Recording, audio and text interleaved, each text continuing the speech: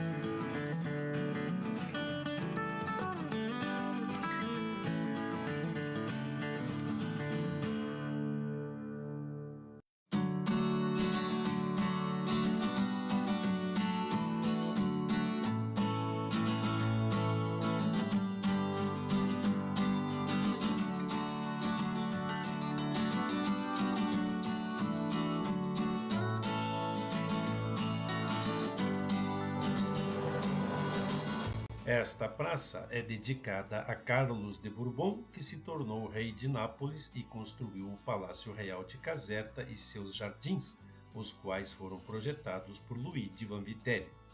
Com aproximadamente 130 mil metros quadrados, é considerada a maior praça da Itália e uma das maiores do mundo, embora alguns especialistas afirmem que não deveria ser considerada como uma praça, mas sim como um jardim.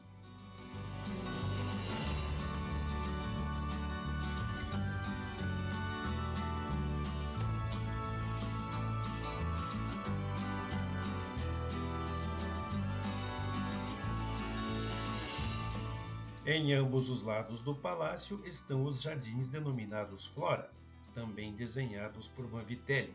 São 2 jardins construídos em 1837 e cada um deles é uma área retangular com canteiros, passarelas e uma bacia central, onde foram plantados citrinos, essências florestais, magnólias e flores ornamentais.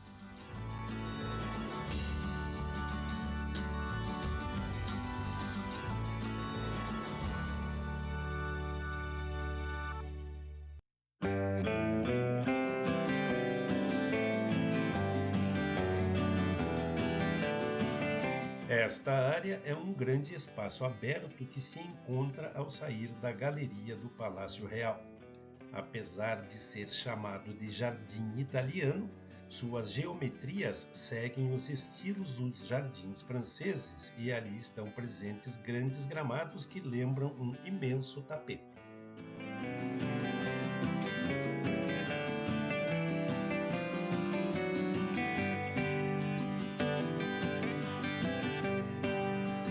O Bosque Velho é o local mais antigo do Parque Real.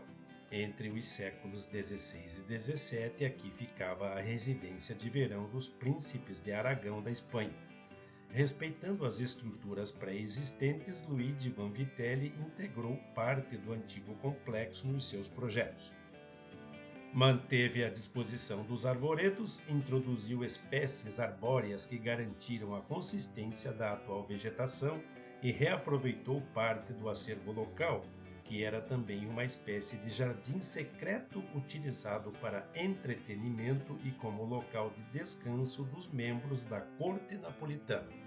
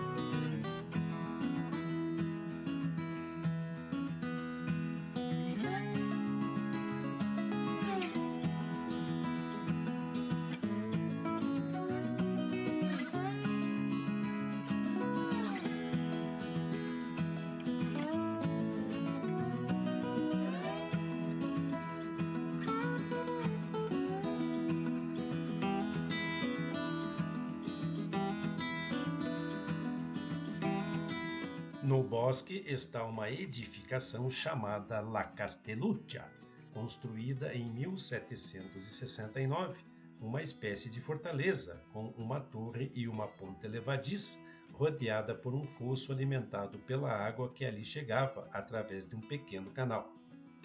Esta pequena fortaleza, durante um longo período, foi destinada aos exercícios das batalhas navais do Pequeno Príncipe Fernando IV, e ali estavam maquetes especialmente construídas para simular as batalhas.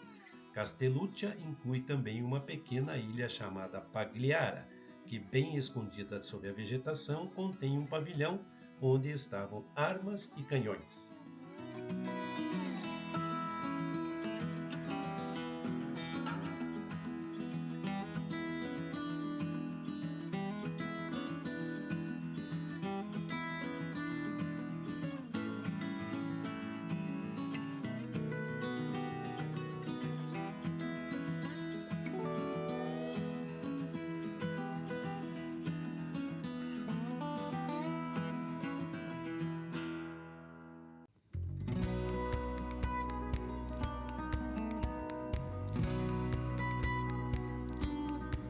A via d'água inicia depois de uma grande passarela que passa no meio do jardim italiano. Por sua extensão de 3,3 km, sucedem-se suas espetaculares 6 fontes. Da Fonte Margarida até o Torrione, localizado no Monte Briano, no Bosque de São Silvestre, é um caminho suavemente inclinado que mostra o requinte e a elegância de Vanvitelli e seus projetos.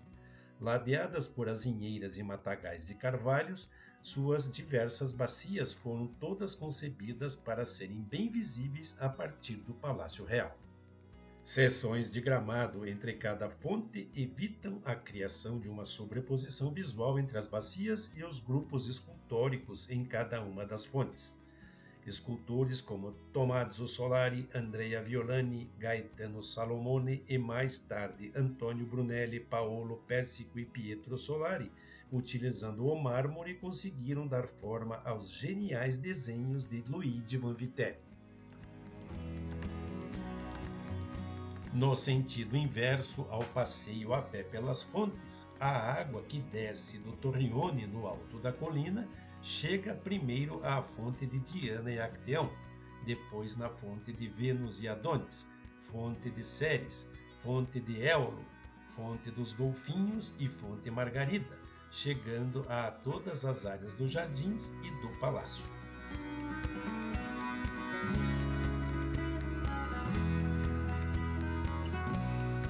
No sentido do passeio à colina, atravessando o Jardim Italiano, a primeira fonte é a Fonte Margarida. De todas as fontes, é a mais simples e a menos suntuosa. Tem decorações florais e um pequeno jato de água no centro da sua bacia.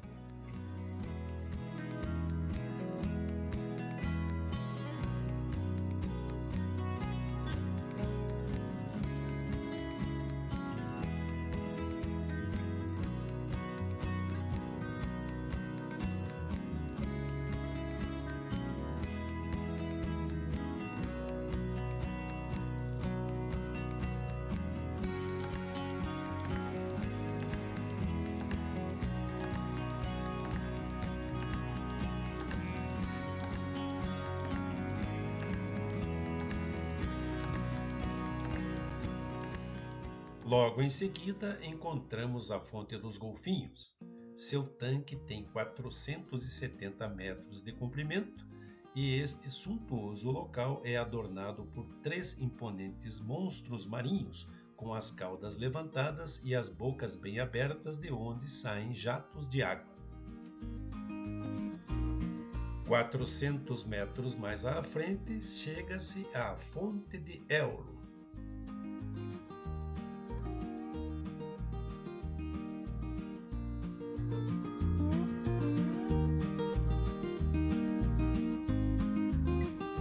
Esta fonte tem 80 metros de largura e representa Éolo, o deus dos ventos, no momento em que libera sua fúria contra Enéas e os troianos, a pedido da deusa Juno.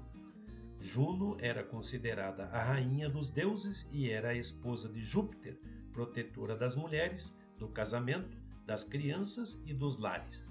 Construída em 1880 por Carlo Vanvitelli, com base no projeto do seu pai Luigi, esta fonte deveria ter um total de 54 estátuas, porém ali foram instaladas 29 delas. Os símbolos dos ventos e tritões estão dispostos ao longo de uma série de rochas. O deus Éolo nunca foi ali instalado e a escultura da deusa Juno não foi colocada no topo da cachoeira para não atrapalhar a perspectiva da via d'água desde o palácio. Na parte de baixo, atrás do fundo arquitetônico, está uma caverna com 15 aberturas onde estão 4 relevos que representam Júpiter e as deusas, o casamento de Tete e Peleu, o julgamento de Paris e o casamento de Paris. Uma série de esculturas representam ventos menores, os zéfiros, alternando com pares de escravos que sustentam grandes vasos em forma de concha nas balaustradas. Infelizmente, durante a Segunda Guerra Mundial, esta e outras fontes foram severamente danificadas, porque foram alvo de alguns soldados que gostavam de atirar nas esculturas.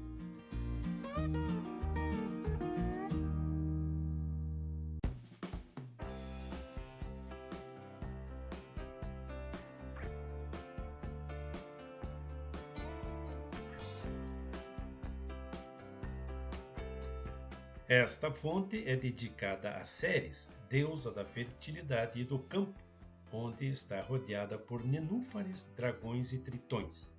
A deusa segura um medalhão de trinacria e nas laterais, representados em forma de divindades masculinas, estão os dois rios sicilianos, Anapo e Aretusa. Originalmente, a escultura de Ceres tinha a cabeça adornada com ramos de trigo, enquanto as nereidas tinham orelhas em bronze, que foram removidas durante a ocupação francesa.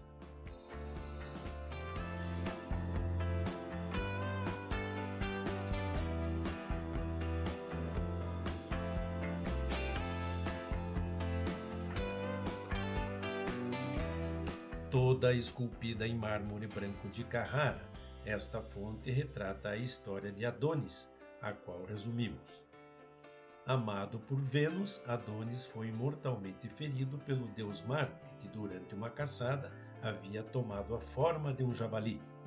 Filho de Cinyras, rei de Chipre, Adonis fez com que a deusa do amor se apaixonasse por sua extraordinária beleza. A fonte representa o momento em que Vênus implora a Adonis que não vá caçar, na tentativa de evitar seu trágico destino.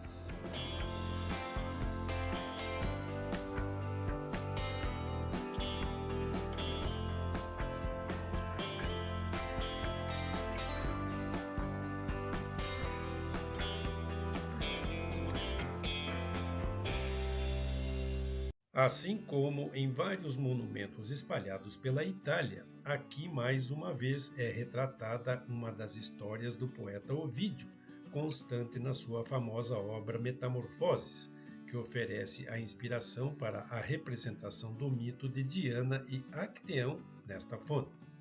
Segundo a história contada na mitologia clássica, Acteão, um jovem caçador, surpreende a deusa Diana nua enquanto ela se banhava. A divindade da lua e da caça, consternada com um momento tão delicado, num acesso de raiva transforma Acteão em um servo. O jovem foi atacado e devorado pelos seus próprios cães de caça, que não o reconheceram. Esta fonte imortaliza a história em dois grupos. De um lado, as ninfas, chocadas com a raiva da deusa, fogem e mergulham na água. Já no lado oposto, encontramos o jovem caçador retratado enquanto é transformado em cervo e está rodeado pelos seus cães. A figura de Acteão é notável, representado numa esplêndida torção do corpo que lembra as obras do escultor Bernini. Ao redor, ao longo das balaustradas que levam à cachoeira, estão estátuas de caçadores e caçadoras. O percurso culmina com a chegada ao topo da cascata, através de duas escadas laterais, onde Vanvitelli previu a presença do maravilhoso terraço, e deste ponto panorâmico ainda hoje é possível desfrutar de uma espetacular vista com o intuito metafórico de conectar o olhar dos convidados do rei, do Palácio Real ao Monte Vesúvio e à cidade de Nápoles.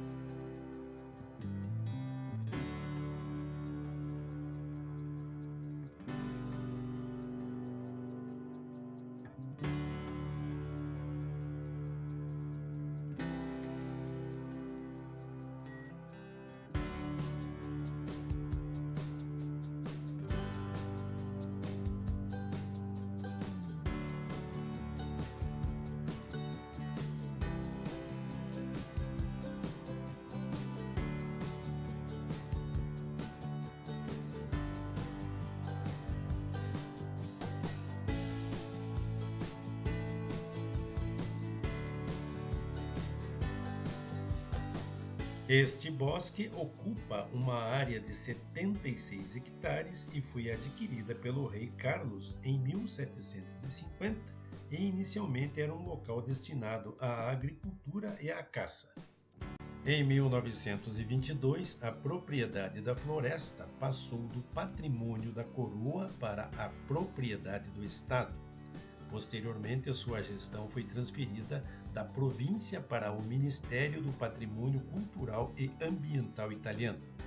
Em 1993, este local foi confiado ao OASI WWF, que protege a flora e fauna local, tornando-se um oásis aberto ao público com belíssimas trilhas para percorrer. Em uma área próxima são cultivadas oliveiras e vinheiras.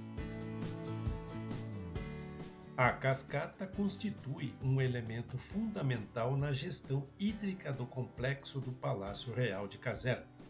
Do seu cume, as águas do Aqueduto Carolino distribuem-se em direção ao Palácio, ao Parque Real e ao Jardim Inglês. A Grande Cachoeira mergulha na fonte de uma altura de 82 metros.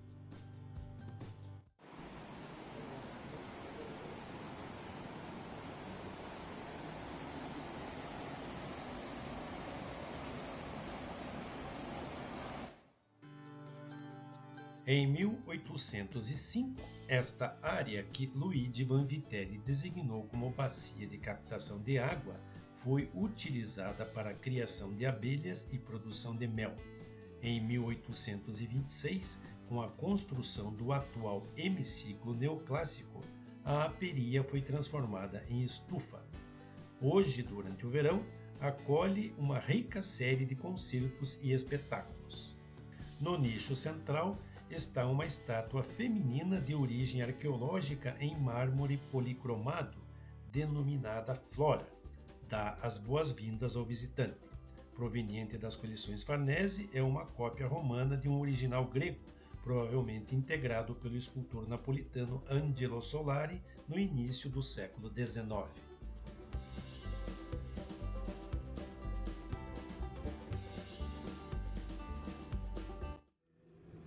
È tutto arte, è tutto inganno per spogliare l'umanità, per spogliare l'umanità. È tutto arte, è tutto inganno. Entre a aperia e o Jardim Inglês estão estes falsos vestígios das ruínas de um templo romano, uma cópia de um dos templos encontrados na cidade de Pompeia.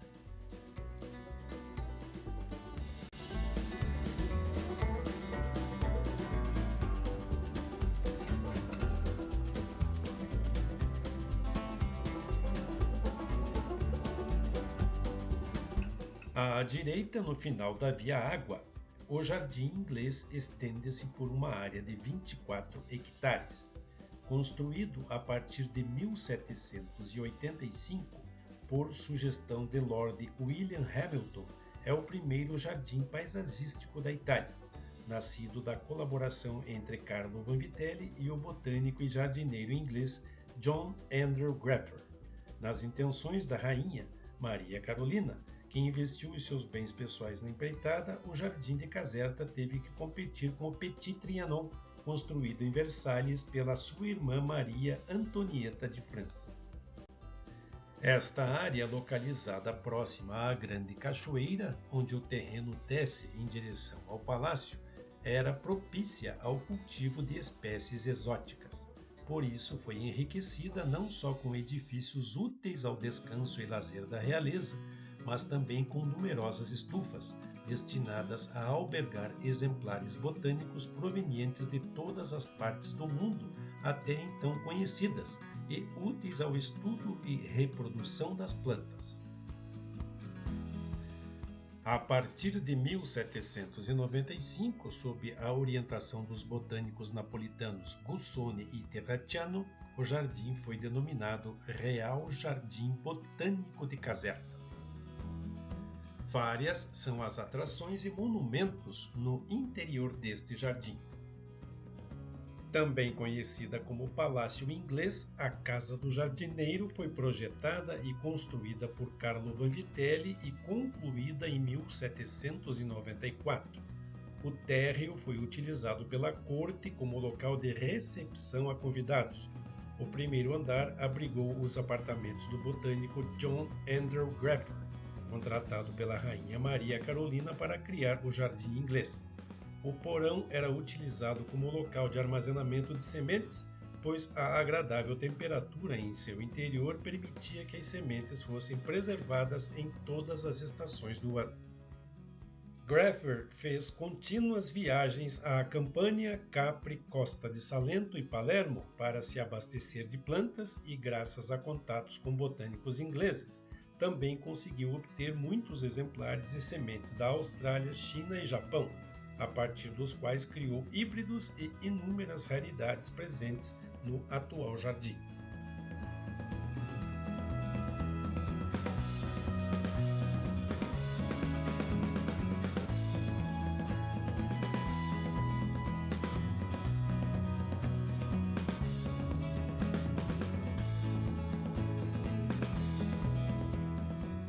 O ambiente mais evocativo e cheio de vistas pitorescas deste jardim é o Banho de Vênus, assim chamado devido à presença de uma estátua em mármore de Carrara, esculpida em 1762 por Tommaso Solari, que retrata a deusa no ato de emergir das águas de um pequeno lago, rodeado por uma floresta de loureiros e azinheiras.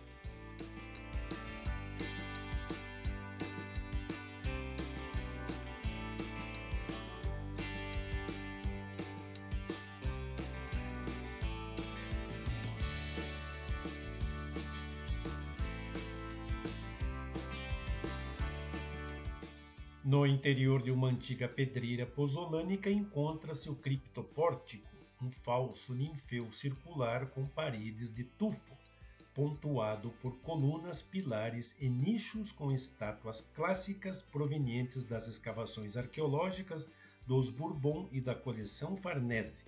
A estrutura possui grandes lacunas na abóbada com cortes falsos que permitem a penetração da vegetação. As paredes com afrescos de estilo antigo apresentam fissuras que revelam peças de falsa opus reticulatum. O piso, deliberadamente irregular, é feito de ladrilhos coloridos em mármore.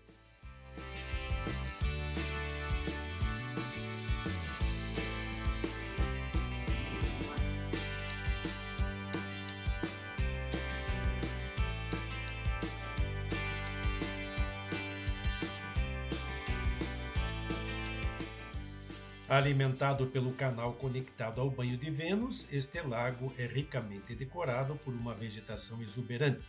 Na ilha está um templo em ruínas e ao lado a Casa dos Cisnes. É uma edificação de inspiração antiga com um frontal deliberadamente arruinado. Capitéis coríntios e tambores de coluna de origem arqueológica completam uma arquitetura de sabor romântico. Sua construção foi concluída em 1798.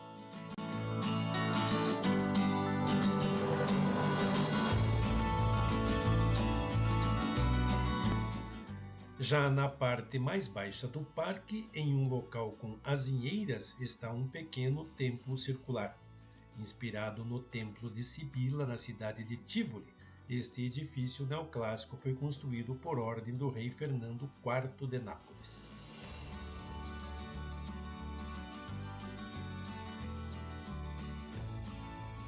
Construída em 1840, a Capela Gótica está localizada no final da Avenida Cipreste.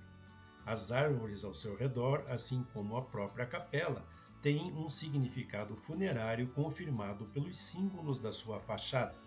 Nas laterais do arco pontiagudo que constitui a entrada existem duas tochas invertidas que aludem à vida eterna. Ao centro ainda se percebe a forma de duas espadas cruzadas em estuque, numa possível alusão à vitória do espírito sobre o corpo. A arquitetura da capela está ligada à redescoberta do estilo gótico no século XIX.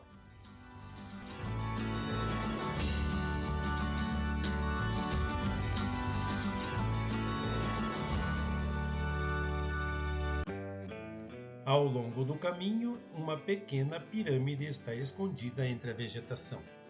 Concluída em 1828, esta pirâmide está ligada às tradições da maçonaria.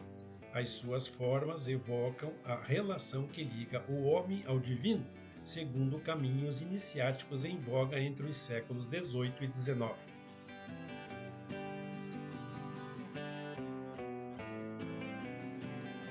Ao final da trilha do Jardim Inglês está um obelisco romano sobre o qual não conseguimos apurar nenhuma informação.